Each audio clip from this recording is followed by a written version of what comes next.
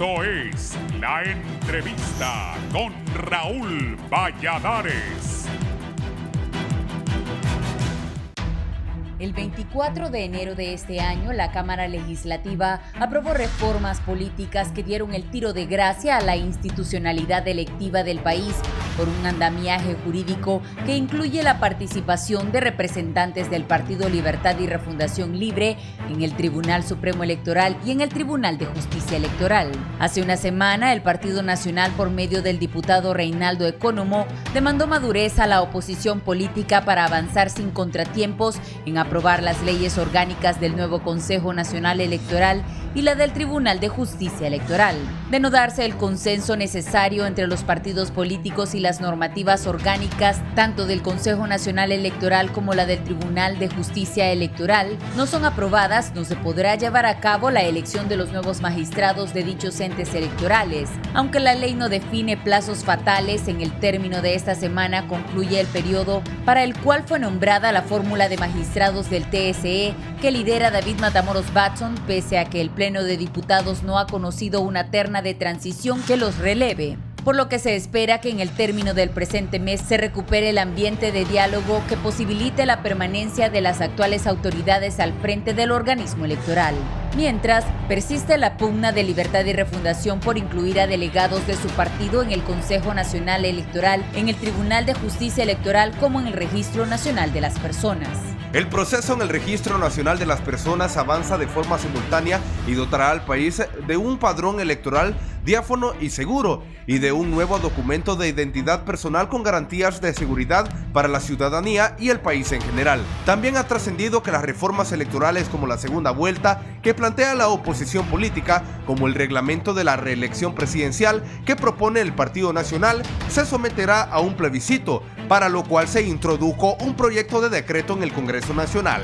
La etapa que podrían cumplir las actuales autoridades del órgano electoral es fundamental para recuperar la transparencia y credibilidad del próximo proceso electoral, aunque a finales de abril cayó en una etapa de ralentización por el conflicto en salud y educación, por la implementación de la Ley Marco de Seguridad Social que, de acuerdo a las denuncias de los gremios en ambos sectores, privatiza la educación y la salud pública. Los procesos de diálogo para las reformas electorales se concentraron tras semanas de negociaciones y cabildeos entre parlamentarios nacionalistas, liberales y de Libertad y Refundación, y modifica varios artículos de la Carta Fundamental relativos a tópicos electorales. El Consejo Nacional Electoral estará integrado por 3 consejeros propietarios de los partidos Liberal, Nacional y Libre y 2 consejeros suplentes de las representantes fuerzas políticas. Mientras tanto, el Tribunal de Justicia Electoral está conformado por 3 magistrados propietarios y 2 suplentes, electos por mayoría calificada del Congreso. La presidencia del órgano será rotativa, representa la máxima autoridad en materia de justicia electoral y sus resoluciones no serán objeto de recurso ordinario alguno.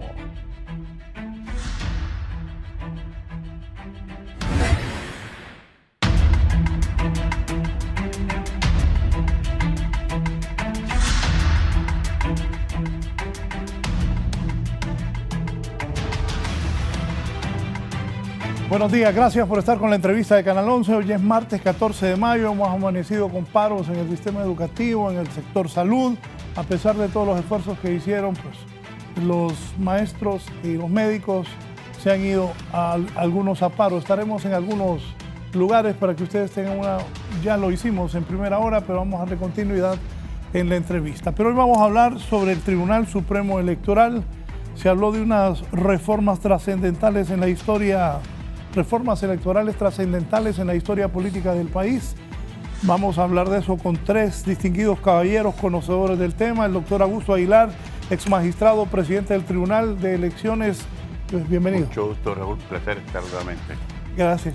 Me da gusto saludar a don Roberto Callejas, también ex magistrado, presidente del Tribunal Nacional de Elecciones, estuvo en el registro. Don Roberto, es un gusto que esté acá. Muchas gracias por la invitación. Y don Denis Gómez, también ex magistrado del Tribunal Supremo Electoral. Denis. Buen día, don Raúl, a usted y su audiencia. Miren, por la importancia que tiene esto, rápidamente les voy a preguntar, y ustedes como parte de la vida del país y gente que ha estado en importantes cargos en la nación, ¿qué piensa de estos paros educación-salud? son parte de todo un proceso de decisiones incorrectas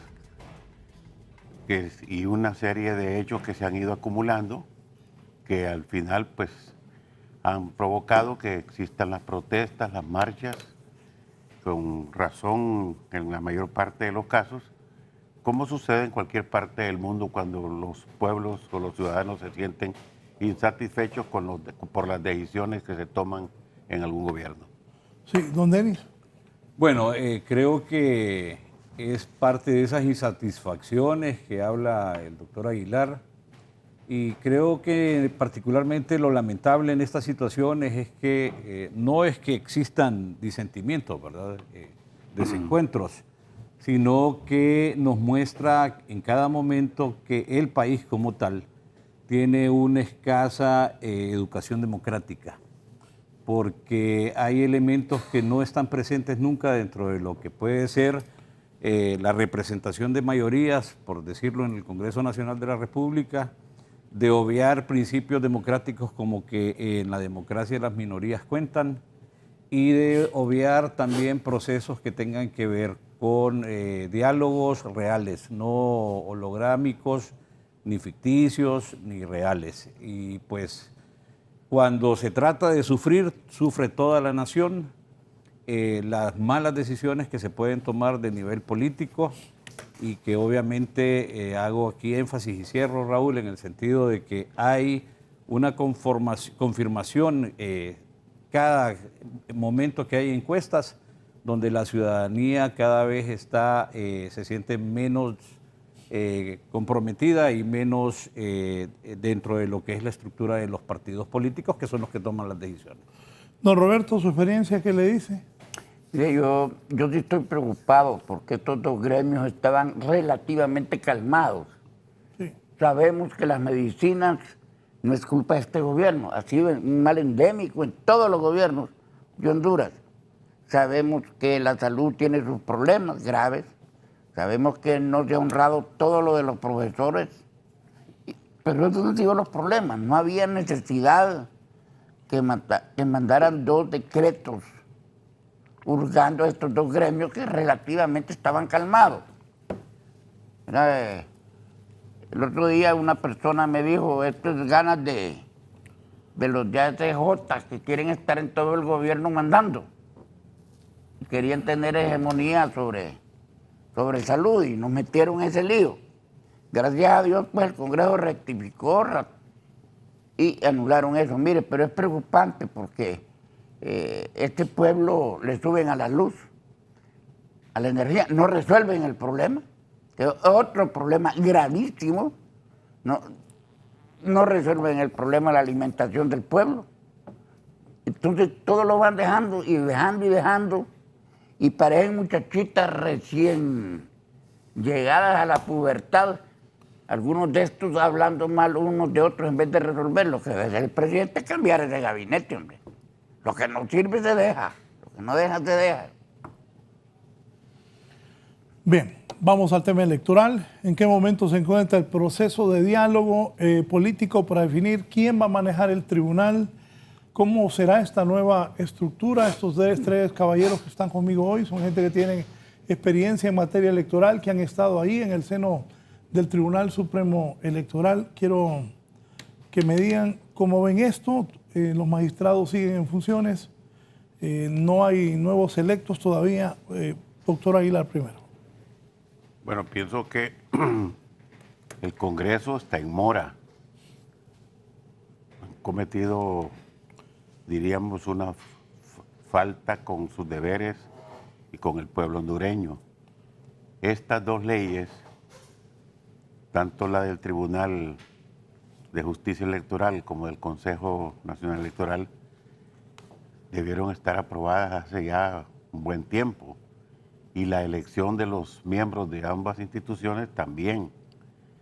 Pero lo han dejado, no sé si a propósito, como una jugada política, estrategia o malicia, pero el caso es que se llegó el periodo en que finalizaron ya, el de mañana queda ya finalizado el periodo para el cual fueron electos los actuales magistrados. Hoy deberían de estar ya tomando posesión o juramentados los nuevos miembros.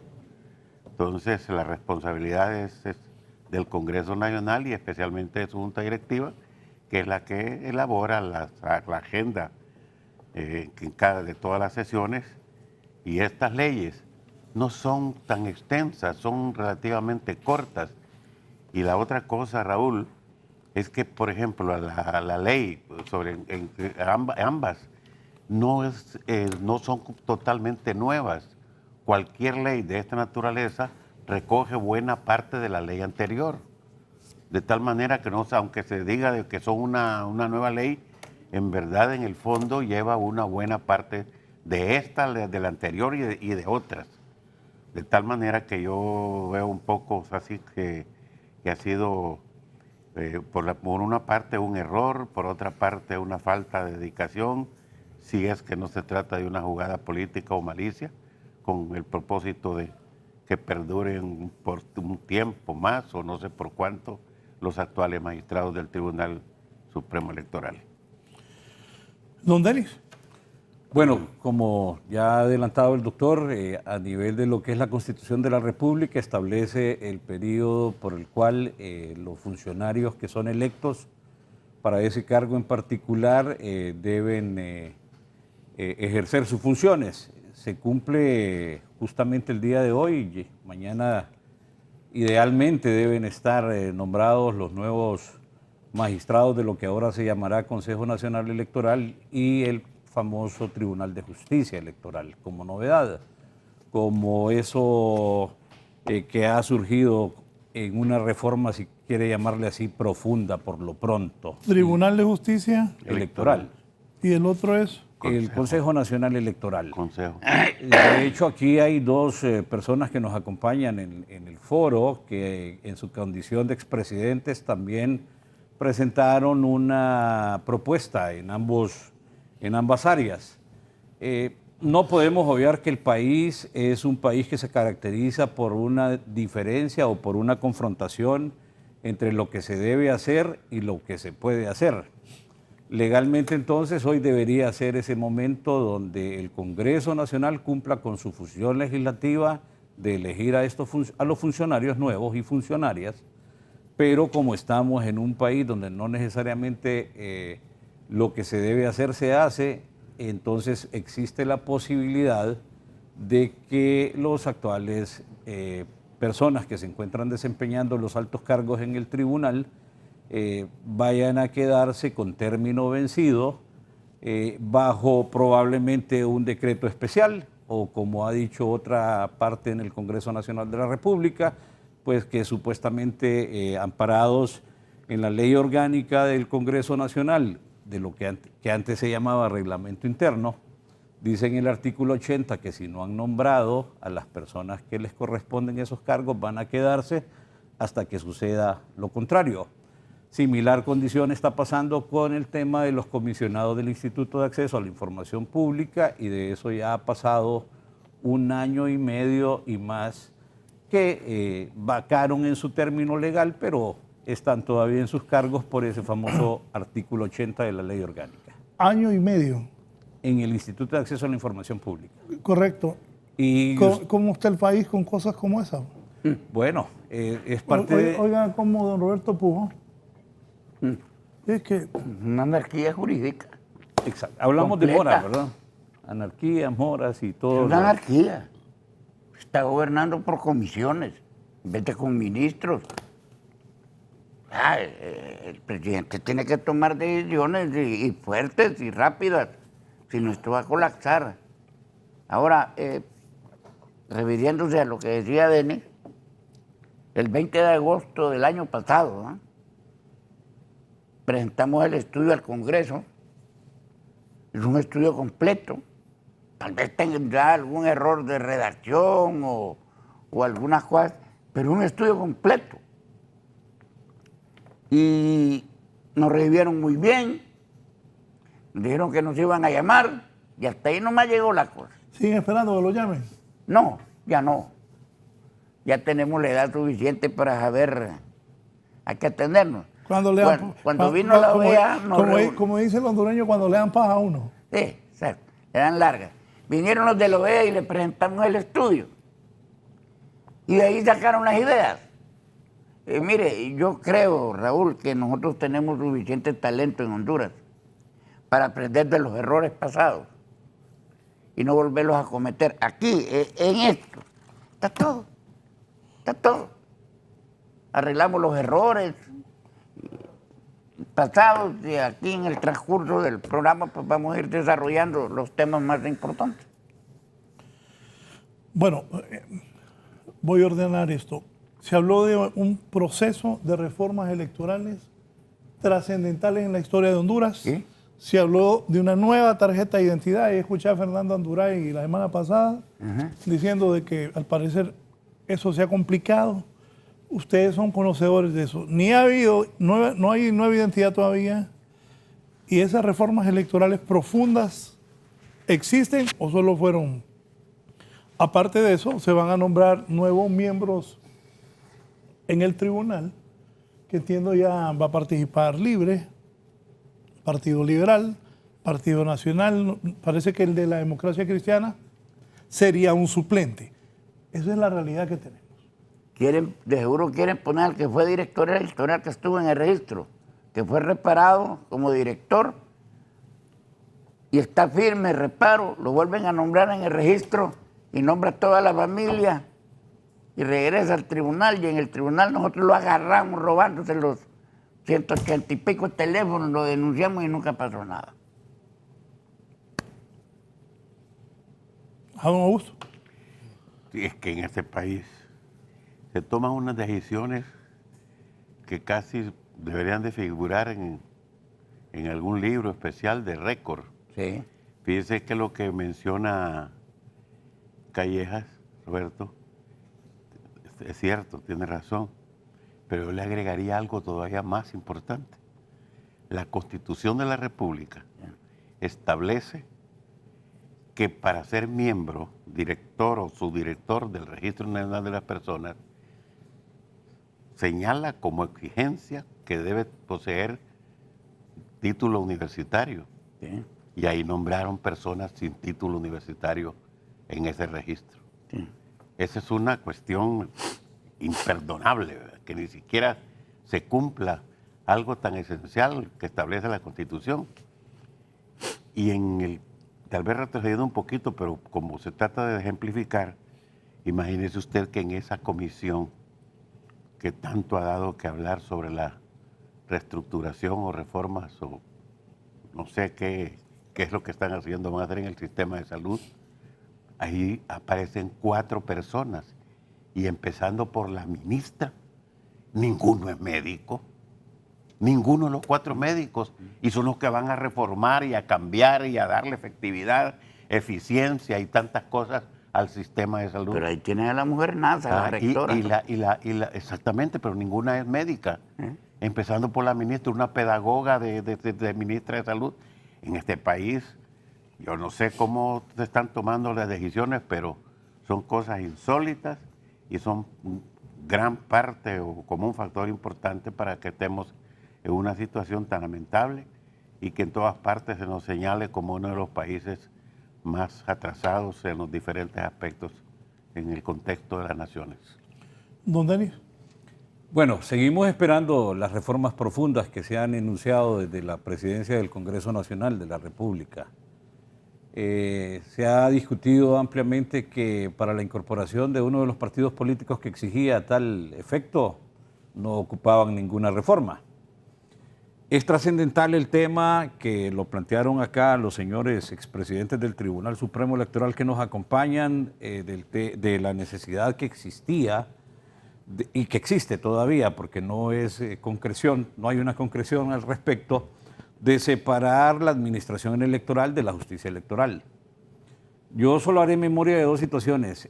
Una que tiene que ver con el famoso caso de la repetición de las elecciones en San Luis Comayagua, cuando la Corte Suprema, la Sala Constitucional, le da el derecho a la persona que se sintió vulnerada en su derecho político y que ordena por designio de la Constitución de la República, artículo 316, que le da la Sala de la Constitución, constitucional, la atribución de dirimir conflictos con el Tribunal Supremo Electoral, donde ordena que se repita tal elección y que lamentablemente terminó en la quema de la Alcaldía Municipal de San Luis Comayagua, 2013. Posteriormente, todo aquel proceso que ha existido de degradación, en el sentido de que cuando la reforma electoral no puede hacerse de manera política como debe ser, me refiero a ese proceso en el Congreso Nacional de la República, se van a aquellas malas prácticas que el continente ha tenido en relación a tener que ir a judicializar la reforma electoral, es decir, pedirle la interpretación a la Sala Constitucional de la Corte. En ese sentido, entonces empezó ya a decir, bueno, necesitamos separar la justicia constitucional de la administración electoral. Se ha hablado aquí de casos exitosos en el tema administrativo, a eso se le llama benchmarking, que es la comparación de experiencias exitosas y cómo se incorporan dentro de las condiciones internas en este caso del país. El caso de México, el caso de República Dominicana, el caso de Ecuador, que son con los tres que me voy a quedar de momento. Y se ha tomado la decisión política, porque eso del 2013 al 2018 fue, 2019, donde toman la decisión, pero falta ahora el término de las leyes y quiénes van a administrar la ley. Y hasta ahí. Pero se quedan en el tintero, no necesariamente para el partido político que gobierna y probablemente para ninguno de los partidos políticos que se llamen mayoritarios en este momento en el Congreso Nacional, pero sí para una buena parte de la ciudadanía, reformas que tengan que ver con la parte constitucional. Yo, Raúl, termino esta intervención en el sentido de que queda pendiente todavía qué va a pasar en el Registro Nacional de las Personas, pero no veo una discusión concreta que tenga que ver con cómo vamos a... Claro, que la manera más correcta y directa y quizás más precisa de hacer algo a favor del Censo Nacional Electoral es obviamente la emisión de una nueva tarjeta de identidad. Pero también es la conformación del censo y cómo nosotros vamos a... nadie ha hablado de que si se va a manejar el tema del censo activo y el censo pasivo, que en otros países ayuda y que en el país nuestro, al no tomar ninguna decisión política al respecto, acarrea una mora en el tema de las personas que no van a ejercer el sufragio, que va creciendo cada 4 años y que al no tomar una decisión pues tiene algún efecto no positivo. Y uno tercero que tiene que ver con temas con la unidad de política limpia, si se le va a dar o no se le va a dar otro tratamiento que no sea el de unidad. El tema de la segunda vuelta electoral, que no es una moda, no necesariamente es una moda. El doctor Aguilar conoce las experiencias latinoamericanas y lo que significa sencillamente es que busquemos mayor legitimidad. Aquí hemos tenido presidentes con 23% de participación política a favor, en otro momento uno de 35%, que después lo subió a 43, 45%. Entonces, pero todo eso se enmarca y se ha enmarcado más que la parte técnica en esa parte política que se vuelve consignataria además, ¿verdad? Y entonces no ha habido, creo yo, de momento, una propuesta que busque darle respuesta a al siguiente enunciado que hizo la OEA, aprovechando que los señores de la OEA están de visita por acá, que llegaron ayer. La OEA dice que ellos observaron un proceso de baja calidad técnica y que por la imprecisión de dar fe de los resultados, eso lo hace de tal manera. A mi juicio particular, toda reforma que estén hablando, que hayan hablado o que estén hablando de momento, tiene que buscar cómo volvemos a rescatar el sistema electoral hondureño que necesita, como dice la conferencia episcopal, ser rehabilitado. Y de momento, Raúl, creo que importante que haya una división para lo administrativo y otra para la judicial, pero hasta ahí estamos y probablemente si nos descuidamos seguirá siendo un tema de discusión en foros, pero que no tiene ninguna incidencia y menos alguna decisión política en aquellos mínimo de 86 diputados que tienen que aprobar reformas de manera legal y constitucional. Eso de la tarjeta de identidad se viene hablando hace muchos años de cambiar la tarjeta de identidad. Y lo otro que usted dice de los registros también es preocupante, y tomando en cuenta lo que dice del último proceso electoral que se habló de modernizar. Para muchos, reglamentar la reelección presidencial, el voto electrónico y estos proyectos de reformas van a quedar en... Mire, el voto electrónico, hay muchos países que lo tenían y se están saliendo. Raúl, ustedes de este canal, sin ser inscritos por ningún partido, con los hackers que hay, lo hacen presidente. Bueno, en Estados Unidos tienen ese problema. Bueno, Florida ha dado problemas en 2 elecciones a nivel nacional. Entonces, el problema, mire, los electores, como dijo mi compañero, aquí tenemos un censo pasivo casi de 1.800.000 personas. Por eso es que los presidentes son electos por 25 y 35%. Claro. Por un lado, las personas que no voten 2 veces seguidas tienen que entrar a un censo pasivo. Si quieren votar, basta que vean un registro, llenen un formato y se lo mandan al tribunal.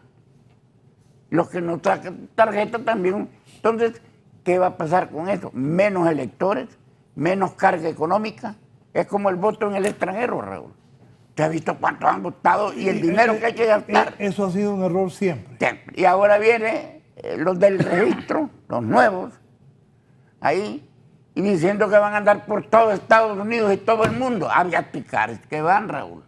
Mire, hay que estar claros. Nosotros en nuestro estudio, doctor, pedimos que los magistrados del Tribunal de Justicia Electoral fueran electos como son electos los magistrados de la Corte Suprema de Justicia, y más investigados, bien investigados, y que no den declaraciones así como hacen esas telenovelas baratas venezolanas y mexicanas, que parecen guaras dando ellos anticipadamente la hora. ¿Qué es lo que pedimos para el Consejo Nacional Electoral? Personas con experiencia. Mire, y ahí no me van a dejar mentir mis compañeros. Cuando habla de personas con experiencia, ¿qué requisitos deben tener los que formen el Consejo Nacional Electoral? Saber, mire. Hay una mora con los centros de votación tremenda. Yo no sé, ¿usted vive en Comayagüela o en Tegucigalpa? Sí. Bueno, pero ¿ha visto el crecimiento de Comayagüela? Claro. Bueno, esa gente en los nuevos repartos, ¿a dónde votan? En toda la capital. En vez de poner toldos en esas colonias, como es en Guatemala, en México, en Salvador, en todos lados, ponen toldos en la mera calle y llega la gente a votar. Entonces, no han creado nada. No, ni la ley actual aplican. Miren, no tienen ni mapas suficientes digitales. Nosotros hicimos una propuesta que todo el gobierno, autónomo y semiautónomo, le dieran planos digitales al nuevo organismo electoral. Si usted va a poner una gente ahí que no sabe nada de informática, que no sabe nada de centros de votación, que no sabe nada de la tarjeta. Y es más, Raúl, ¿cómo van a dar una nueva tarjeta de identidad si no tienen nuevos centros de votación? Vamos a los mismos centros de votación, recargados, una anarquía, un transporte carísimo para los abonados. Pero yo quisiera más que todo que entráramos un poquito en la materia electoral y en las reformas que no han hecho. Mire, nosotros propusimos el poder revocatorio para los miembros del tribunal, el registro y el consejo, de parte del Congreso. Recuerdo que todos ustedes fueron a presentar estados. Sí, todos. Y pedimos el poder revocatorio, ¿por qué? Porque de hecho se da. No han quitado 2 fiscales de la nación en este país, el Congreso. 2. Un presidente de la Corte. Un presidente de la Corte y una sala constitucional. Entonces, ¿qué sucede? Cuando si el fiscal no da bola, si el presidente de la Corte no da bola y el procurador no da bola, ¿por qué los quitan? ¿Y por qué no quieren poner el poder revocatorio en estos de aquí? Por el otro lado, Raúl, ¿Cómo es posible que los nuevos partidos políticos presentan 80.000 firmas, 80.000 huellas y sacan 3.000 votos? Deberían de ser sancionados y metidos a la cárcel.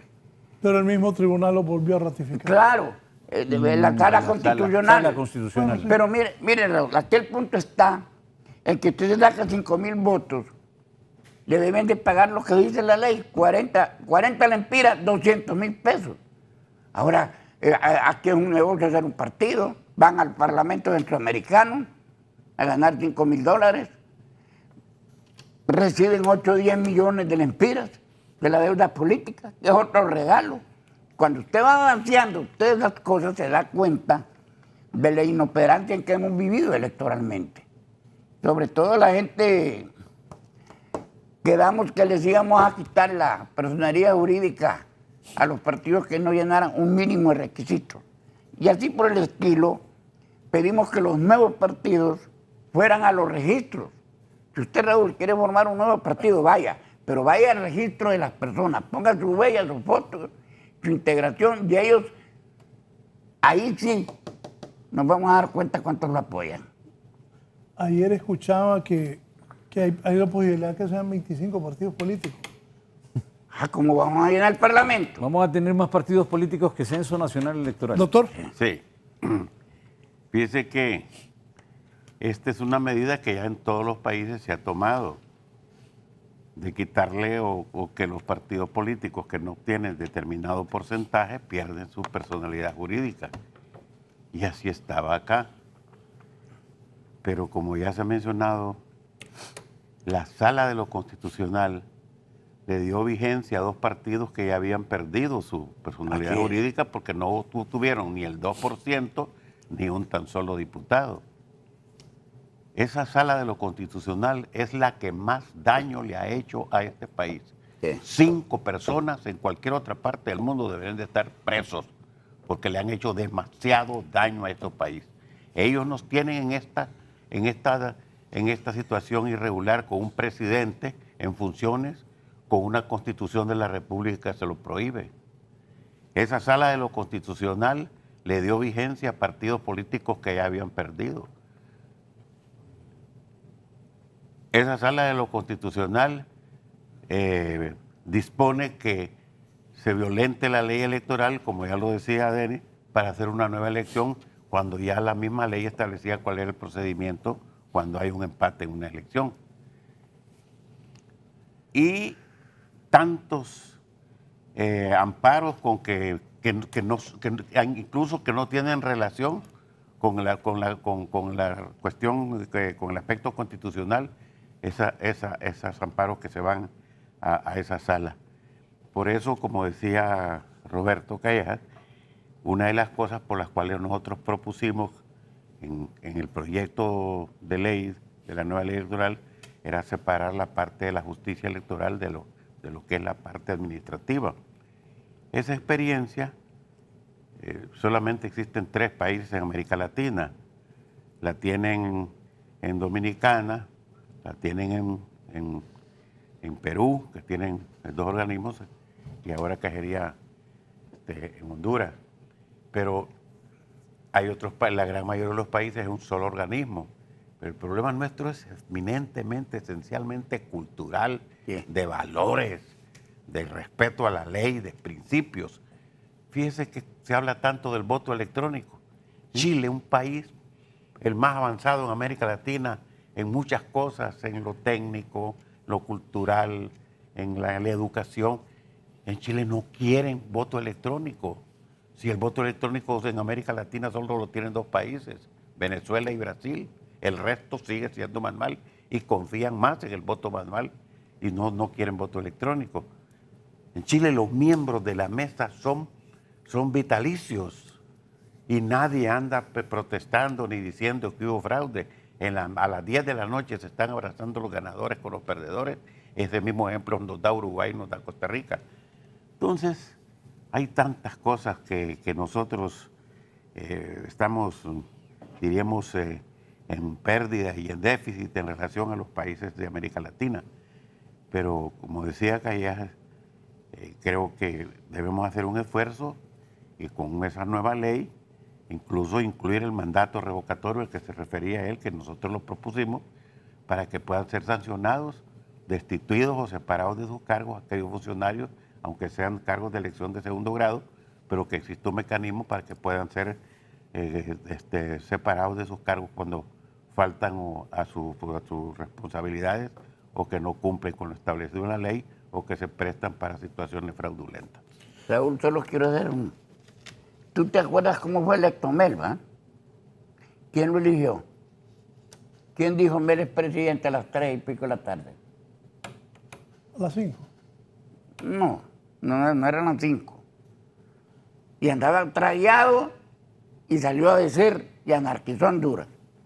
Bueno, ¿quién anarquizó este proceso? El suplente. Salió diciendo que no sé qué, que informática. Entonces, por eso yo digo que estos señores hay que ponerles un bozal, si no son artistas de novelas baratas. Tienen que ser gente seria, que vaya a trabajar y que sepa trabajar. Yo no me imagino a la señora ahí, ¿cómo se llama esta señora? Moncada, ¿no? Trixie Moncada.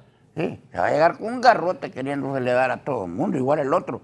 Y el registro, o lo que se llama la Comisión Nacional, tienen que ir a trabajar, tienen una mora tremenda. ¿Verdad, doctor? Bien. Tienen una mora tremenda, tienen que actualizar. Y lo peor es que la gente que ya está ahí, hay que pagarle las prestaciones, Raúl. Claro. Sea de un solo, en 2 pagos o de un solo. Pero esa gente ya no le va a producir más. Ya no.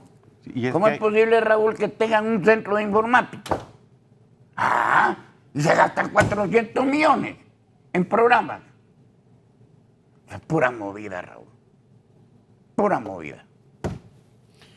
Bien, permítame, voy a hacer una pausa para continuar con mis invitados de esta mañana, los expresidentes del tribunal, Augusto Aguilar, Denis Gómez y Roberto Callejas. Antes, ¿qué pasa? Primero, en salud pública, voy al hospital escuela. A ver, Kelly Olivera, ¿qué ha pasado en el hospital escuela? ¿Los médicos están trabajando o no? Adelante. Buenos días, licenciado, a usted y a sus invitados en el foro La Entrevista. Vamos a entrevistar aquí a Rosa de la NEA. Rosa, estamos en vivo para la entrevista con el licenciado Raúl Valladares. ¿Hay atención médica hoy o no hay atención médica en el hospital escuela? No, hoy no hay atención médica hasta que los diputados se pongan de acuerdo y eliminen todos los decretos y que no los den a tol con un dedo y no los tomen como juguetes. Nosotros no somos juguetes para que ellos jueguen con pelota con nosotros y que se pongan vivos porque tienen que, eso de que no lo vamos a, que iban a arreglar eso, le dimos 48 horas y nada. Entonces hoy no los vamos a parar hasta que ellos nos lleven a nosotros allá al Congreso, a todos, para que miremos cómo quitan esos decretos. Nosotros no somos juguetes. ¿Ustedes quieren el documento? Queremos un documento donde se elimine ese documento donde están todos los decretos y que no para poder nosotros parar acá, porque aquí ya le dijeron, lo tienen engavetados los documentos y en cualquier momento ellos lo utilizan y aprueban todo. Que se equivocaron con nosotros no somos juguetes y no, ya es demasiado que juegan así como juegan con el pueblo, que le mienten al pueblo, no. Entonces hoy que se pongan vivos porque nosotros queremos algo serio, no somos niños ni de escuela ni de nada, que pongan serio los diputados y al pueblo, tenemos amor al pueblo, servimos al pueblo porque el pueblo nosotros nos da de comer, pues a través del pueblo nosotros les servimos y ellos nos sirven a nosotros. Sí sentimos el pueblo, pero también pónganse en la conciencia que nosotros, el pueblo, estamos nosotros para que nos se priorice la salud del pueblo. 2 cosas, los derechos de nosotros. Y mucho, la ministra dijo de que pensábamos en el pueblo. En un momento pensaron los diputados en el pueblo para aprobar estas leyes. No pensaron, pensaron los demás que están en el poder, en el pueblo, no pensaron. Entonces, ¿cómo me están exigiendo a mí que piense en el pueblo si ellos que están en el poder no pensaron en el pueblo y ellos es los que nos tienen en problemas los diputados? Gracias. Javier Lara también del Citra ANEA. Cinea. Cinea. Cuéntenos cuáles son las peticiones. Bien. ¿Cuándo van a estar con esta asamblea? Nosotros estamos esperando que la coordinadora nos llame, nos haga un llamado hoy. Tenemos reunión en el colegio médico para definir ya las estrategias que vamos a seguir este día, y nosotros decimos, depende del gobierno, depende de los ministros, de la derogación del PCM 26, PCM 27, y luego nosotros nos haremos presente en el colegio médico para ya definir estrategias.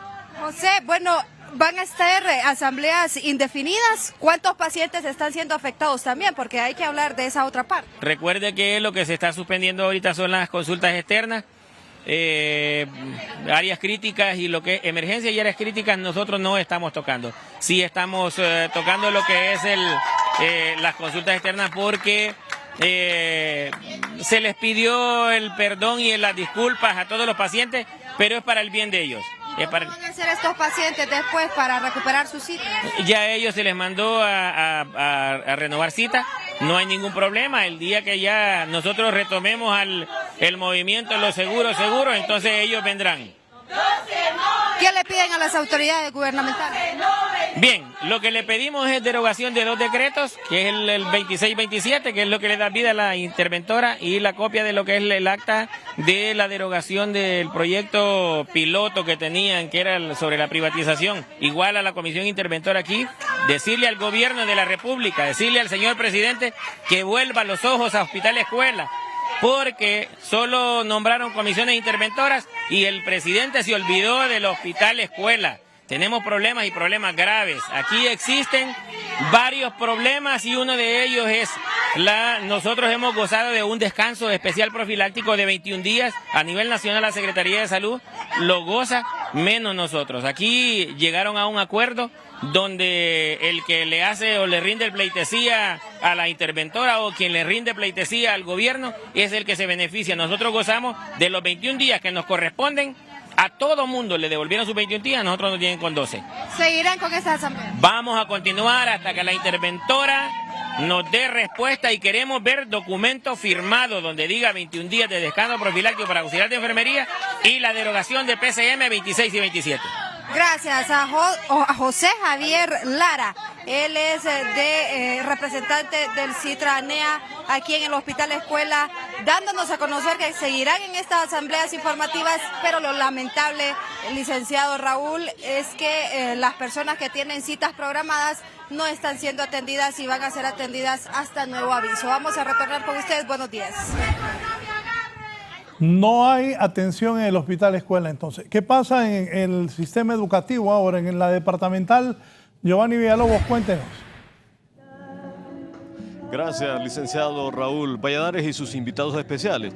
Ya están llegando los docentes aquí a la Dirección Departamental de Educación. Fueron convocados a las 7 de la mañana en primera instancia, pero el último comunicado que recibieron los educadores fue que a las 8 de la mañana ya hay un grupo de personas que se han hecho presente aquí en la Secretaría o la Dirección Departamental de Educación, aquí en las cercanías del Instituto Central Vicente Cáceres. El profesor Carrasco de Colpedagogos está aquí junto a otros miembros de las diversas agrupaciones del magisterio.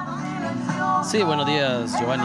Definitivamente estamos aquí acuerpando esta actividad, esta convocatoria que nos ha mandado nuestra dirigencia, con el propósito de que el gobierno entienda que los PCM de emergencia son un invento, no tienen razón de ser. Hay condiciones que le exige la ley para que pueda decretarse un decreto de emergencia. Sin embargo, si eso está vigente, el magisterio no va a tener paz, porque la amenaza es latente. Desde el momento que hay decretos de emergencia pueden hacer y deshacer. La comisión creada con 8 personas notables que ganan unos sueldos estratosféricos y que sale del presupuesto de la Secretaría de Educación, permite que ellos sigan manipulando a su antojo el presupuesto de la Secretaría.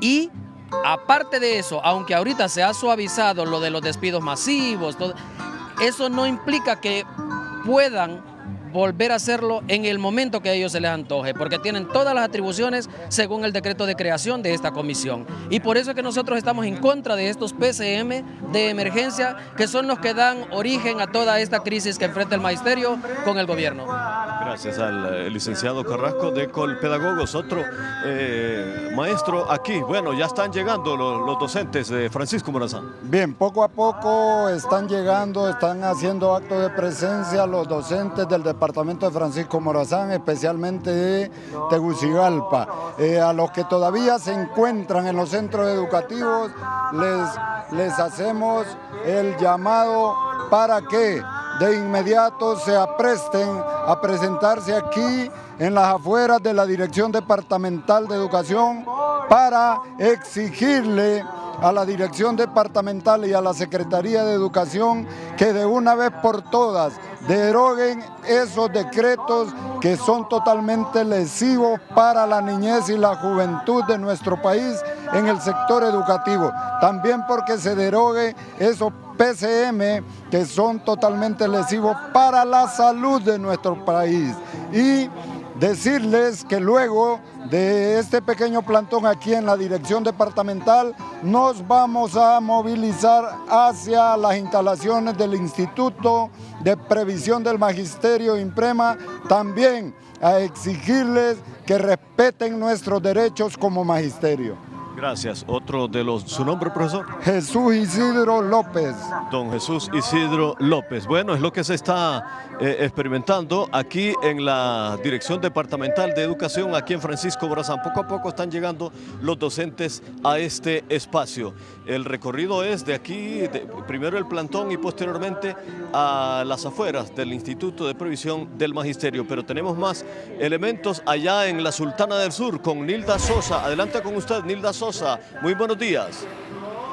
Muy buenos días, compañeros y televidentes de 11 Noticias. De igual forma, en el foro La Entrevista, pues en el sur del país, en el sector educativo, hoy hay clases. Todo está normal. A mis espaldas está el INTAE Sur. Los estudiantes están en las aulas de clase con normalidad, ya que en Choluteca ayer se realizaron asambleas informativas, por lo que ayer no hubo clases. Ayer no hubo clases en todo el departamento de Choluteca. Los maestros se mantuvieron en asambleas informativas, pero ya en horas de la tarde definieron que hoy iban a clases normales y según los docentes, hasta nuevo aviso, hay clases este día. Todo está normal en Choluteca en el sector educativo porque es la base la que ha estado haciendo las asambleas informativas. Dicen que no son guiados por ningún dirigente, por ningún colegio de maestros, sino que es la base de docentes la que se ha mantenido en asambleas informativas el día de ayer. En el sector salud, el licenciado, déjeme decirle que de momento todo está normal, pero posiblemente ya en minutos después de las 8 de la mañana ya hayan acciones por enfermeras. Me han comunicado que están esperando instrucciones de Tegucigalpa. De momento está normal en la región de salud y en el Hospital del Sur, pero que de un momento a otro pueden haber cambios y posiblemente después de las 8 de la mañana. Es lo que puedo detallarles desde Choluteca.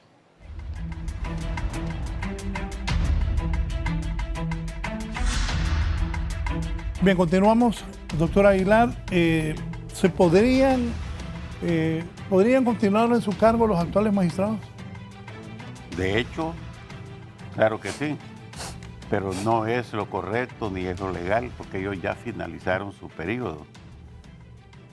La única medida que no es estrictamente lo conveniente ni lo legítimo sería una prórroga por un plazo prudencial que yo creo que no debería de ir más allá de 45 días, dando el tiempo suficiente para que se aprueben las dos leyes y se elija a los nuevos integrantes de los dos organismos. De otra manera, si piensan quedarse, como ha sucedido en otros casos que ya lo mencionaron, por tiempo indefinido, ahí van a venir más marchas, más protestas, más desprestigio para ese organismo electoral. No van a haber elecciones. Y señalado por todos los organismos nacionales e internacionales, y sería un caos. De tal manera que yo creo que lo están viendo con una frialdad que no es conveniente la cuestión de ese tribunal, y de repente habrían elecciones si piensan dejar por un tiempo más a estos magistrados, que a mí me dio pena, y lo voy a contar, que en la última elección en México, que se realizó el año pasado, un expositor, no recuerdo de qué país era, pero ahí habían varios hondureños, incluso estaba el magistrado suplente Lobo, estaba otras personas. Cuando se refirió al sistema electoral de Honduras, lo calificó como uno de los más corruptos del mundo, solo comparado con un país de África. De tal manera que estas cosas deben cambiarse, deben tomarse las medidas que conduzcan a un nuevo organismo con otra cultura, con otra forma de ver las cosas, y además que no pueden continuar por más tiempo los actuales magistrados. Y yo no quiero referirme a las personas, pero el sistema electoral hondureño está seriamente señalado, cuestionado, descalificado y desprestigiado. Denis. Vivimos en un país donde no todo se debe, pero lamentablemente, Raúl, todo se puede. Y eso en la materia que hablamos y en cualquier otra materia. Justamente antes de la pausa hemos visto, y yo solo recordaba al extinto Gaspar Vallecillo y su libro La Honduras que me duele. Esas decisiones políticas son el origen de todos los males que puede acarrear el país hoy en todas las materias. Y vea, si estamos mal en el tema de educación democrática en el país, se refleja. Y esto tiene incidencia directa en dos condiciones que todo país necesita para salir adelante: salud y educación. Entonces, hoy estamos ante esa posibilidad de que los funcionarios de alto nivel que están en este momento ejerciendo sus cargos, ya sea por un decreto o por la existencia solamente y la invocación del reglamento interno del Congreso Nacional de la República, se queden en sus puestos hasta segunda orden, porque eso no es ajeno. Yo puse el ejemplo aquí de los famosos comisionados y comisionadas del Instituto de Acceso a la Información Pública, que en un nivel diferente al tema de los magistrados o lo que serán ahora los consejeros, se encuentran, pero que representan esa mora que se ha hablado aquí en los primeros segmentos, y sobre todo, Raúl, al tema de la anarquía que tiene que ser jurídica, obviamente, ¿verdad? Y política. Aquí había anotado sobre algo que dijo el señor Callejas. Yo había notado esa decisión pondría en dificultades las nuevas elecciones en caso de que queden. Completamente, completamente. Mire, una cosa es lo que diga el reglamento interno del Congreso, y la ley de administración pública también contempla que si tú ya vacaste, pero no te ha llegado el sustituto, no puedes abandonarlo, porque te meten sanciones hasta penales y administrativas. Ahora, ya la niña no está para tafetanes. Estamos en el segundo año del segundo mandato. Ya llegamos casi a los 6 meses.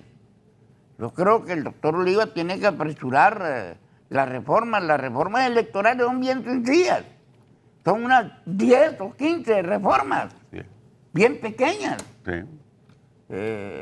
Bien las pueden hacer la próxima semana, no necesitan mucho, ya tienen todos los estudios, tienen todo eso.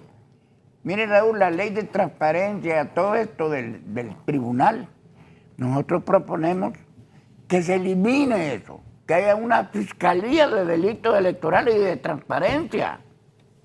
¿Verdad? Estamos pagando un montón de sueldos ahí sin necesidad de nada. No hicieron nada la vez pasada, Raúl. Cómo justificaron el dinero en caminatas de caballos, en una televisora, en otras cosas. Eso es darle a tol con el dedo. Si seguimos con esto, la tarjeta de identidad por un lado, que ya vamos bien tarde, doctor, y por el otro lado, si quieren poner ese tipo de gente que se menciona en el nuevo consejo. ¿Quién sabe las elecciones? Pueden peligrar o vamos a ir bien cuestionados y con un problema. ¿Por cuánto se ganó en Salvador la segunda vuelta?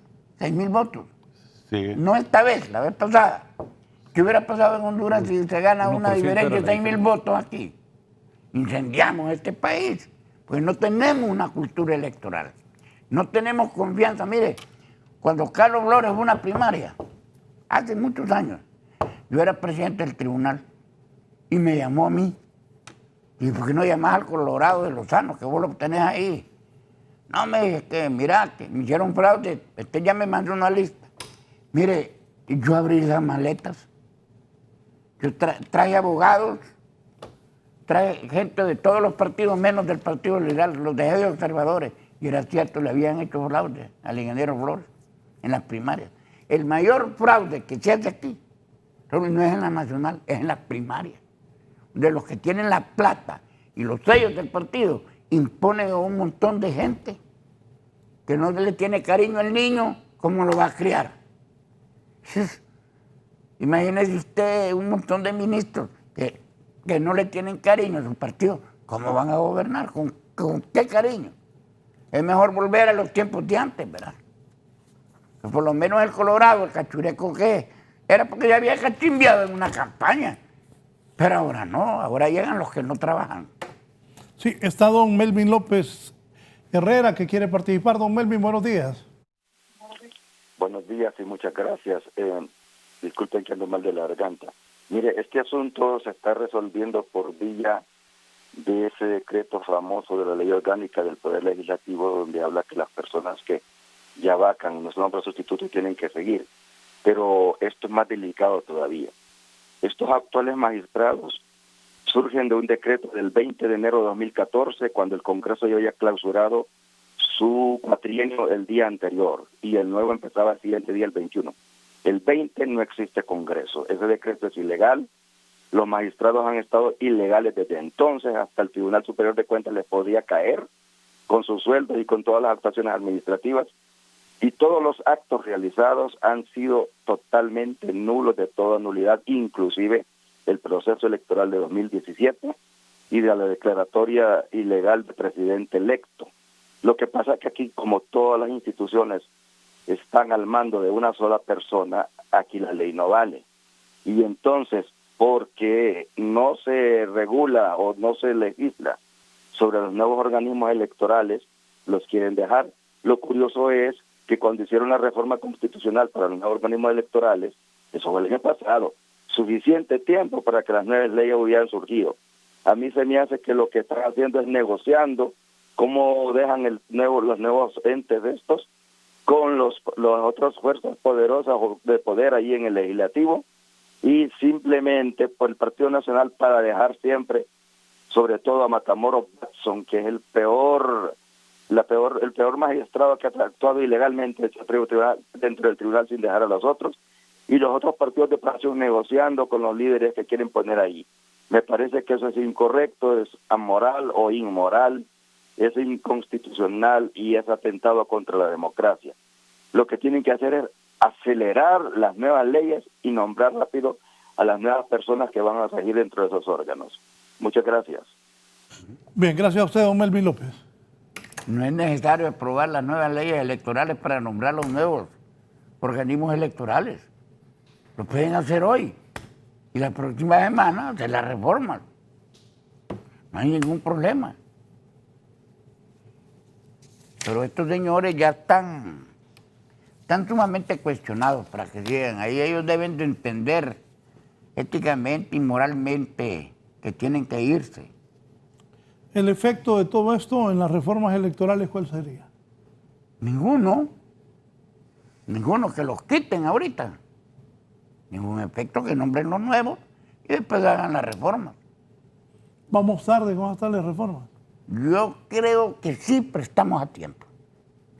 Reformas electorales, usted lo sabe, son 15 artículos, por el amor de Dios. Sí. Mire, mesas ciudadanas, desde las primarias. Sí.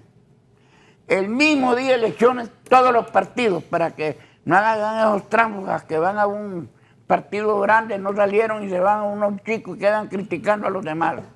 Las alianzas tienen que darse ese mismo día, no después. ¿Me entiendes? Regular el pago de los partidos chicos que en vez de recibir 200.000 pesos reciben 8 y 12 millones. Deuda política. Estamos, señores, prostituyendo totalmente la parte electoral. Esto yo he hablado con el doctor muchas veces, no sé si con Denis Castro. Gómez, de que nosotros bien podemos pedir a otros países ayuda en informática. ¿Me entiendes? Y conseguir hacker de los buenos. Que hay hackers buenos y malos. No necesitamos gastar 400 millones en programas que no le dan nada al organismo electoral. O sea, las elecciones son caras porque así lo queremos que sean caras. Y dejamos que los magistrados inventen un montón de tonteras. Entonces, yo sí tengo mis ciertos temores que las reformas no van a llegar a donde queremos, ¿verdad? Yo planteo también, aunque nosotros no lo presentamos en el proyecto porque tiene una connotación política, pero hay un aspecto importantísimo que si no se incluye en la reforma electoral, prácticamente la problemática continuará. Si no se implementa la segunda vuelta en Honduras, tendremos crisis en cada proceso electoral y tendremos presidentes electos con un porcentaje bajo de votación, por lo que ya mencionaba Callejas, que tenemos un censo en donde más de 1 millón de personas aparecen en él y no se encuentran en Honduras. Ya todos los países han implementado la segunda vuelta, solo ha quedado México, Honduras, Panamá y Paraguay que no tienen segunda vuelta.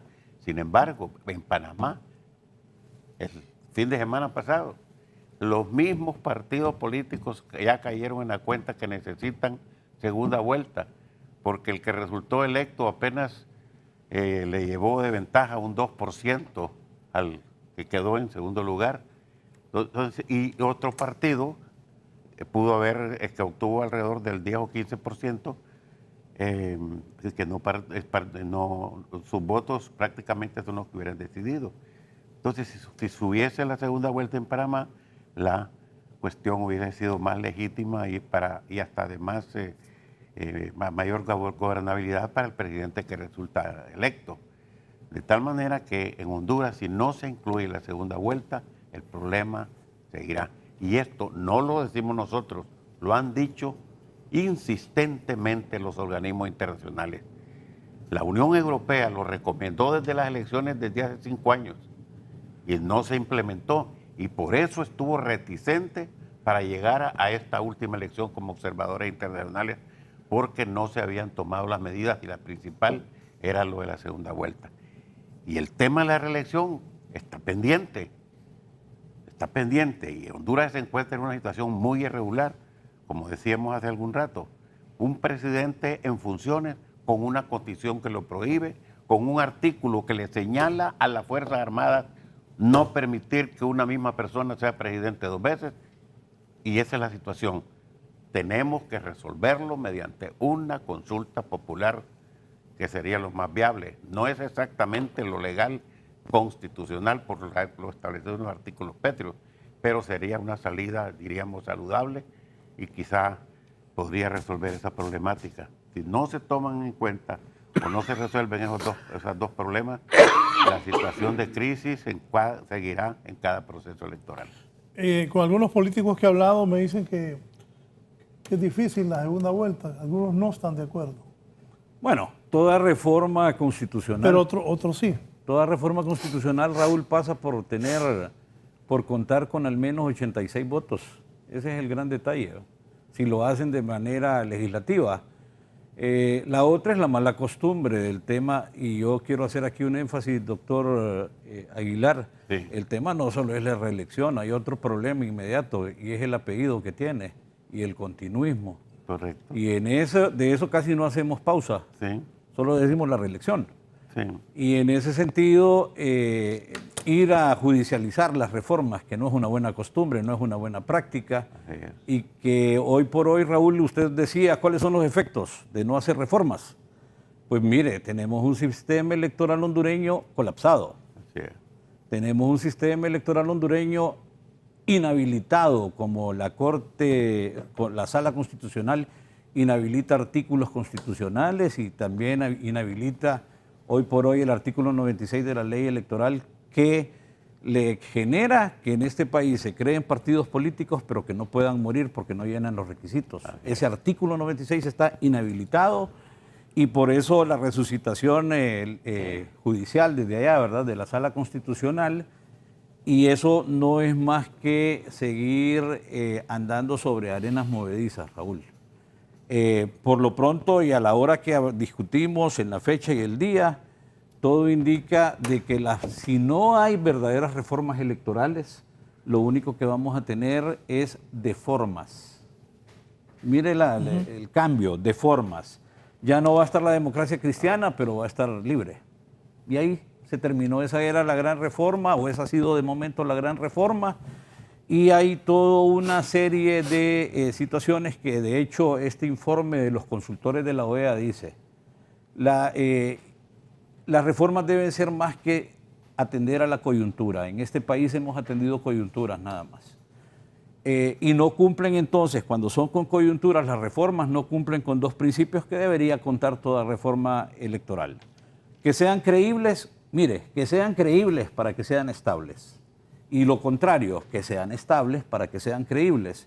Y hoy por hoy nosotros no hemos contado con hechos concretos que nos permitan decir, bajo ese binomio estamos actuando. Yo sí creo, Raúl, de que las instituciones son conformadas por personajes de nuestro país. Ellos son los grandes culpables de los desaciertos. Porque mire, yo puedo tener una mala ley, pero si yo soy recto, soy honesto en manejar esa ley, no va a haber problema. No va a haber problema. Hay errores. Mire, Raúl, cuando yo estuve en la bodega, me llegó un señor charoludo de ave choluteca, que las marcas no le estaban cayendo, que le estaba cayendo a una persona del Pino. No, no puede ser, pase. Y fuimos a ver, y era cierto. Se le dio la razón al hombre. O sea, no necesariamente tiene que estar en ley todo para tener una vocación democrática, Raúl. Mire, yo voy a contradecir un poco a mi compañero Aguilar en la segunda vuelta. Si no tenemos cultura electoral, pero sí tenemos cultura para las chambas. Dígame, Raúl, ¿qué va a pasar aquí? Si usted y él perdieron las elecciones en una segunda vuelta. Ajá, y usted es el más votado de los tres.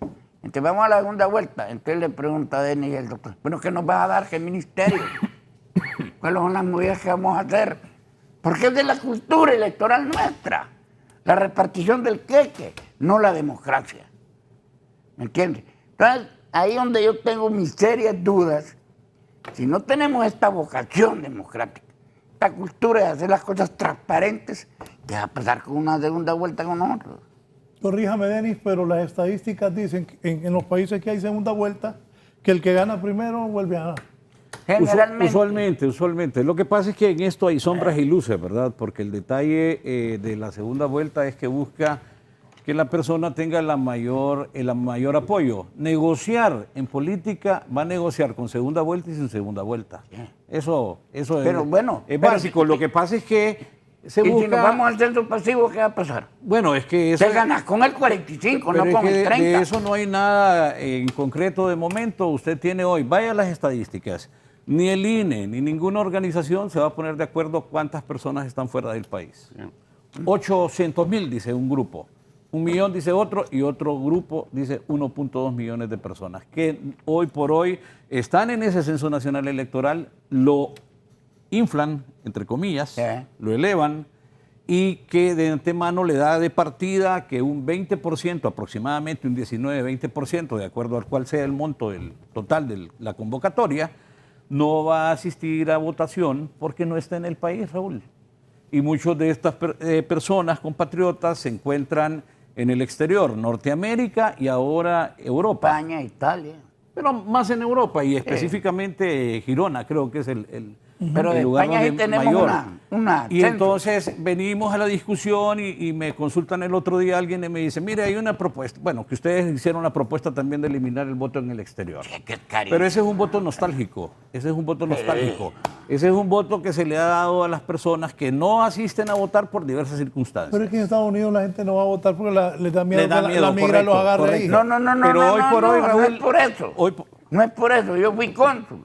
Mire, muchos de los ciudadanos que viven en Estados Unidos, que eran hondureños y ahora son norteamericanos, piensan como norteamericanos. Ahí no hay papá, ni primo, ni sobrino, ni hijos que le den la comida, como es aquí. Siempre usted tiene un pariente que lo saca de líos. Allá no. Por un lado, el hondureño es mal pagado. Si gana 6.50 o $7 la hora, va a dejar de trabajar un domingo, perder el sueldo por ir a votar por un maje que no conoce, cuyos intereses son otros. Mire, Raúl, hay que estar en Estados Unidos y conocer la dinámica de los hondureños. En Nueva Orleans, ¿cuántos hondureños votan? Es una de las ciudades que menos votan. Ajá. ¿Y hace cuánto venimos desde las 6 Vistel y San Pedro en las bananeras llenando de hondureños Nueva Orleans? Pero hay que buscar modalidades de voto, porque mire, la ley faculta, usted que es padre de esa ley, así es. La ley le faculta al tribunal. Tanto se habla del voto electrónico, si el voto electrónico lo puede hacer el tribunal sin necesidad de una nueva ley. Necesita. Dice que el tribunal puede hacer cualquier modalidad. Ahora, en el tema del voto en el extranjero, Raúl, ese voto nostálgico, le digo yo, ese costo-beneficio que tiene, sí, pero fíjese que las remesas constituyen el tercer rubro de ingreso a este país. Sí, es otra cosa, Roberto, pero hay que buscar algunas opciones que le permitan a ese ciudadano también establecer bajo otros mecanismos que podemos está mandando después, dinero porque no es ciudadano. Va a lograr. El día que vuelva a recibir ciudadano, no vuelve a mandar no son la mayoría, Calleja, no son la mayoría. Doctor. Sí ha sido un fracaso. Ya pasaron 7 elecciones en las que se ha tenido voto en extranjero. El promedio debe andar alrededor de unos 2.500. ¿Cuánto se gasta en el voto en el extranjero cada elección? Es más caro la votación una millonada. Gracias a Dios. Sí. Es más caro eso. No, pero el promedio anda por unos 2.500. Si hubo una elección, no recuerdo si fue la del 2000. ¿Cuánto es la máxima votación que se hace de votos? 4.000. En la primera votación del 2001 votaron 4.000. De ahí bajaron y hubo un año que solo votaron como 600. ¿Cómo? 600 nada más. De las últimas no, de las últimas anduvo. En la última anduvo alrededor de 3.000 y fracción. El promedio son 2.500. Pero es el mismo detalle, de Raúl. 1 millón que aproximadamente que mire, solo los hondureños que vivimos aquí ha sido un fracaso. Hablamos que pobrecitos que tienen derecho a votar porque mandan remesas. A ellos no les importa. Mire, los que quieren votar van a planificar sus vacaciones, van a ahorrar y van a venir a votar aquí. Yo creo que el factor más importante es una cuestión de cultura y de conducta. El hondureño que va a Estados Unidos va huyendo de ciertas costumbres de la política hondureña y muchos van decepcionados de los gobiernos y que no quieren saber de elecciones y por eso no les interesa ir a votar. Hombre. Les cuento que a mí me tocó ir a organizar las elecciones primarias, las elecciones generales. Estuve en Houston, estuve en Washington, en las elecciones del 2005, creo. ¿Sabe qué sucedió? Se pusieron 2 mesas en Washington y en cada una de las 2 mesas votaron 300 hondureños. Y en una ganó el Partido Nacional por 60 votos y en otra ganó el Partido Liberal por 60 votos. Se pusieron de acuerdo. Y solo votaron 600 personas de todo lo que es Washington. Ahí residen. Mire, Raúl, yo tengo 2 hijas. Entonces no les interesa. En Estados Unidos ya no les interesa votar. Sí. Y si llegan a votar es porque el papá les pide, pero no les interesa lo más mínimo perder un domingo para elegir a una persona que no conocen. Sí. Pero mire cómo es el estado de democracia nuestra. Pongamos atención a las valoraciones entre el tema de la validez o no validez del voto en el extranjero y de la falta de modalidades que hay para aprovechar y para estimular ese voto. Pero hoy por hoy usted tiene partidos políticos que ustedes lo han dicho muy bien, les piden 2% de firmas y que al final de la jornada no alcanzan ni siquiera el 1% sumado. Nada. Costo-beneficio, señores. Costo-beneficio. Y de momento es poco, Raúl, y probablemente nada. Lo que se está haciendo por rehabilitar ese sistema, entendiendo que la necesidad que el país tiene es de una vocación democrática, sino por convicción, porque no logramos alcanzar esos niveles, ojalá sea por obligación, ¿verdad? Ojalá. Sí. En algunos países ya el voto, como en el Ecuador, que es el que tiene más regulado la cuestión de la votación, además de ser obligatorio, hay sanciones, hay una multa, y la persona que ejerce el sufragio recibe una constancia en la cual con eso él se identifica que ya ejerció el sufragio, y si no tiene ese documentito, no puede realizar una serie de trámites. Bueno, aquí y tuvimos eso. para la multa. Aquí era obligatorio con multa de 50 pesos. Entonces, eso es parte de, en muchos países ya existe esa sanción y el voto es obligatorio. En el caso nuestro, pues no existe esa figura, pero habría que considerarla. Y otra de las cosas que no hemos tocado en este momento, y es importantísimo, es la cuestión, y ahí hay una oposición de algunos partidos increíble, la nueva forma de integrar las mesas electorales. Eso no lo hemos tocado y me parece que es un aspecto toral si se va a hacer una reforma al sistema electoral. Una nueva forma de integrar las mesas. Si se procede tal como está nuestra ley, ¿qué va a pasar? En cada mesa van a haber 20 miembros, 10 propietarios y 10 suplentes. En cada mesa electoral no van a caber, van a haber más miembros de mesas que electores. Me ayudan porque en este momento estaban inscritos Partido Nacional, Partido Liberal, Libre, PINU, Democracia Cristiana, Unificación Democrática, Alianza Patriótica, FAPER-PAC. Son 10, me falta uno. Son 10. Pero falta los que están en proceso. Como no, correcto. pero aparte está Edras con la nueva ruta que ya está. ¿Tiene PAC? Narrala. Sí, tengo a PAC. Tengo a PAC, a FAPER, Alianza Patriótica, UD, Democracia, PINU, Libre, Partido Liberal y Partido Nacional. No sé cuál es el otro. Pero son 10. ¿Corrupción? ¿Anticorrupción? No, ya lo tiene. Ya lo tengo. Sí. Bueno, ¿Libre? Sí, ya, igual. Pero hay dos en formación oficialmente. 6. 6. No, 2 que dicen. Bueno, y Salvador y Edras. Y Edras, sí. Ahora viene, ¿quién es más? Billy Joya dijo ayer que va a armar un partido. La señora de Castillo, Ander de Castillo. Le falta el PAC. Aquí está el PAC. El PAC, está el PAC. Son 4 los que hay. Bueno, pero si se diera esa situación, tendríamos 12 partidos como mínimo. Aquí mi buen amigo y colega Gustavo Blanco, el gran Johnny, me dice que me falta Vamos, que es el partido que está. Pero decía yo que eran 10. Y es que me acordaba que con la alianza eran 9, pero eran 10 la alianza. Hubo una alianza ahí. Vamos, de Cruz Asensio. Sí. Bueno, en este momento hay 10 inscritos. Ajá. Y yo veo a Edras que se está moviendo fuerte. Y el de Salvador. El de Salvador. Entonces gracias, Gustavo. Tendríamos 24 miembros de mesa en cada mesa. No, 12 hombre, propietarios y 2 mire, suplentes. si nos vamos a las estadísticas, yo creo que el Partido Nacional le hizo falta gente en unas 5 o 6 mesas. A los de Libre y a los liberales ni digamos. Solo llegaron al 60% de las mesas. A todos nos... Mire, lo más caro, doctor, y usted lo sabe, y tú también, Denis, lo más caro en un proceso son las mesas. Por eso le dije en el día de...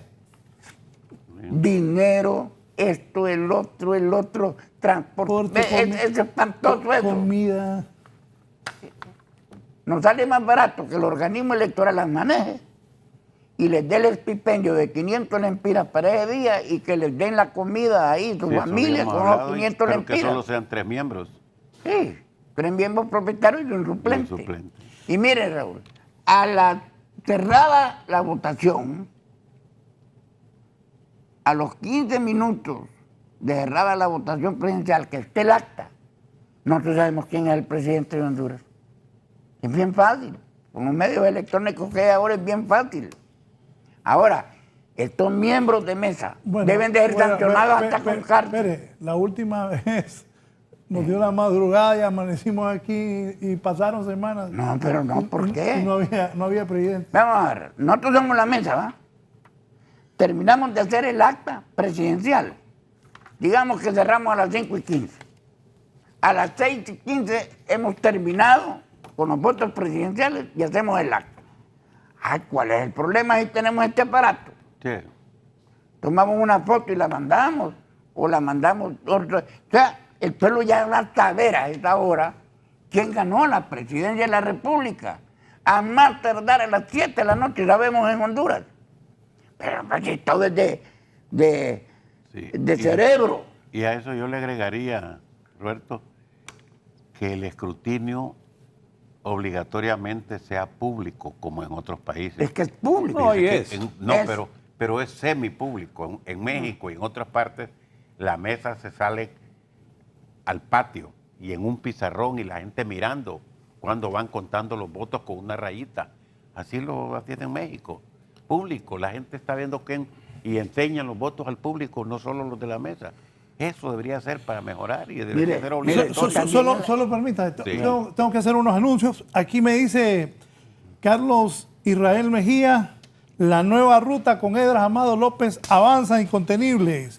También me dice aquí don Carlos Chactur, buenos días, licenciado, un saludo a sus panelistas, a quienes conozco personalmente y me ha tocado compartir con ellos en el Tribunal Supremo Electoral. Como dice el Zarco Callejas, no es cuestión de la ley, es cuestión de personas, y no todas las personas tienen la misma catadura moral como los ahí presentes. Por eso no se puede dejar lagunas, porque siempre habrá funcionarios que van a buscar torcer la voluntad popular en beneficio de los intereses personales.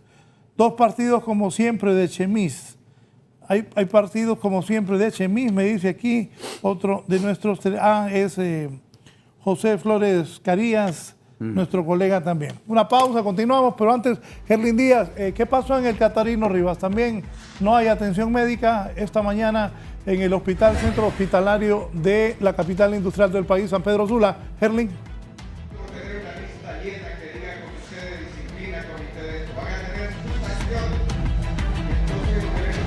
Así es, licenciado. Estamos ubicados aquí en el Hospital Mario Catarino Rivas en San Pedro Sula a esta hora de la mañana, donde pues están completamente paralizados lo que son varias unidades de este centro médico. Vamos a tratar de llevar las reacciones brevemente por parte de los miembros de lo que es el Colegio Médico. Doctor Arturo Ávila, ¿cuáles son las nuevas acciones que ustedes han emprendido este día? Buenos días.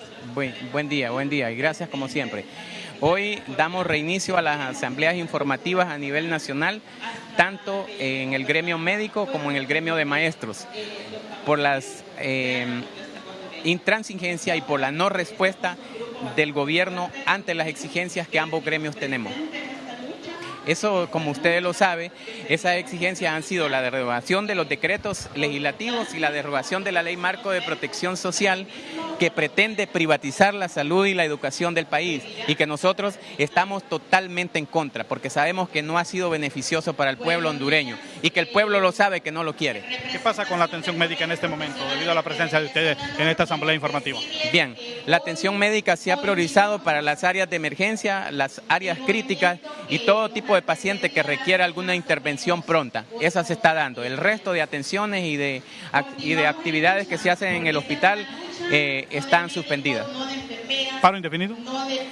Paro indefinido, así es. Muchísimas gracias al doctor Arturo Ávila. Así está el movimiento aquí en el Hospital Mario Catarino Rivas en San Pedro Sula, al igual que en el campo de la educación. Todos los colegios de educación media pues completamente paralizados, sin clases este martes aquí en la zona norte del país. Con esto vuelvo con usted.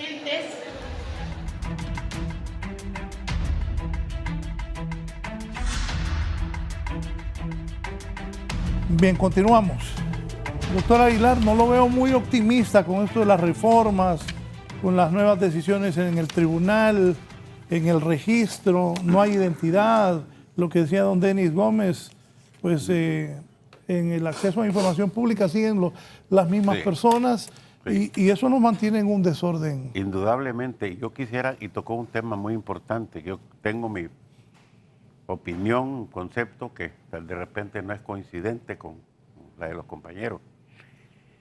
Con eso de la nueva tarjeta de identidad, se ha insistido y se ha querido configurar o hacer una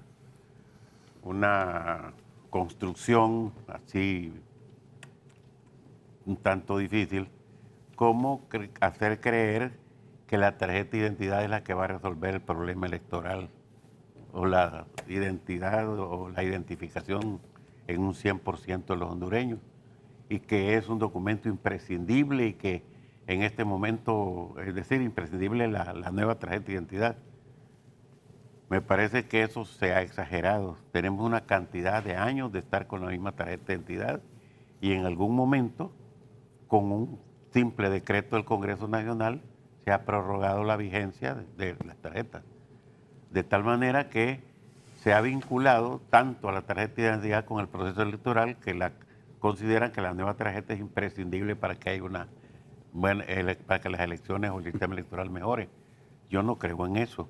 Lo que sí he creído, y es histórico, que cada vez que se me hacen esas impresiones y se contratan empresas o equipos o tecnología, han existido grandes negocios. De tal manera que yo lo siento a veces. Ahí voy a decirle algo. Sí. Con eso de la tarjeta de identidad la gente queda gran movida. Así es. Y es que así ha sido históricamente. Imagínense que sí, pero si las empresas son norteamericanas es pegado, la duda, sí.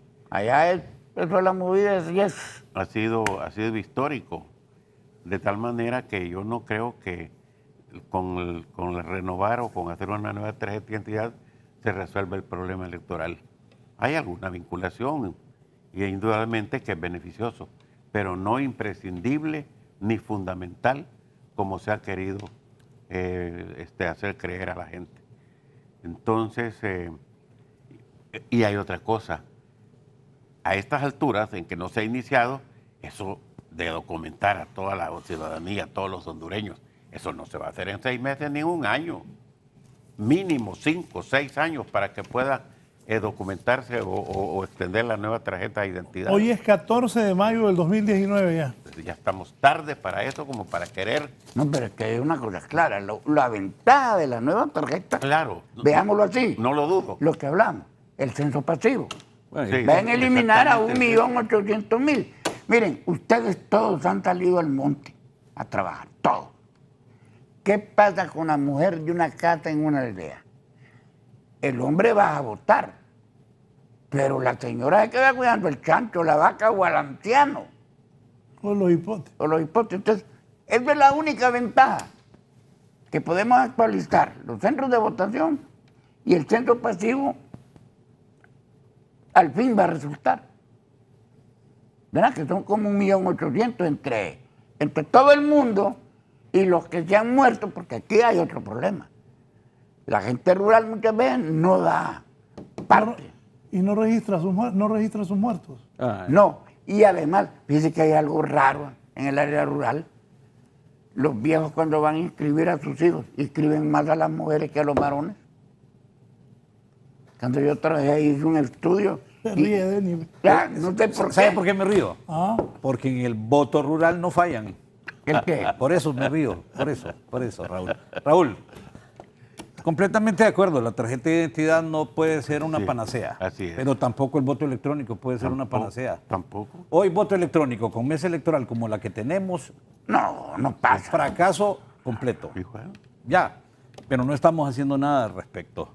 Y entonces, no hacemos nada. Entonces, tenemos una mora. Vaya, como conocedores de los tres, porque ya nos vamos. ¿Qué le deja a usted a los diputados, a la población, a los magistrados de la Corte, a la gente que va a tomar decisiones trascendentales en estas reformas electorales, en la conformación de estos nuevos tribunales electorales en el país? para que mejoremos un poco, porque el último proceso nos causó problemas hasta internacionales. Por supuesto, por supuesto. 3 cosas. Número 1, tengamos el cuidado de caer en el sadismo de Estado. Sadismo de Estado. Tradúzcame sadismo de Estado. Sadismo de Estado es una condición que se está ventilando en estos momentos a nivel de investigadores y que significa todo lo que hoy hemos dicho de un título de un libro que puede ser llamado La Honduras que me duele.